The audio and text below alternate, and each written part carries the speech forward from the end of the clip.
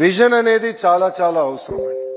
కొంతమంది vision less people విజనరీని ఎగతాళి చేస్తారు. చంద్రబాబు నాయుడు గారు రాజు గారిని కలిసిన తర్వాత ఆయన మాకు ఒకటే చెప్పారు, ప్రపంచంలో aviation civil aviation work force లో 25% తెలుగోలు ఉండాలి, దానికి మీరు ఏం చేయాలో మీరు చెయ్యండి, ఒక ముఖ్యమంత్రిగా నా సహకారం ఉంటుందని ఆయన చాలా సింపుల్ గా చెప్పారు. ప్రపంచంలో, దేశంలో కాదు, ప్రపంచంలో 25% అంటే కనీసం భారతదేశంలో 70% ఉండాలని ఈరోజు రాజుగారే నాకు టార్గెట్ పెంచారు. అంటే బాబు గారు ఆ విజన్ తో నాకు ఆదేశాలు జారీ చేశారు. అప్పుడు రాజుగారు నేను మాట్లాడా, జిఎంఆర్ అంకుల్ తో కూడా నేను మాట్లాడా, ఎట్లా చేయాలి అని డిస్కస్ చేశాం.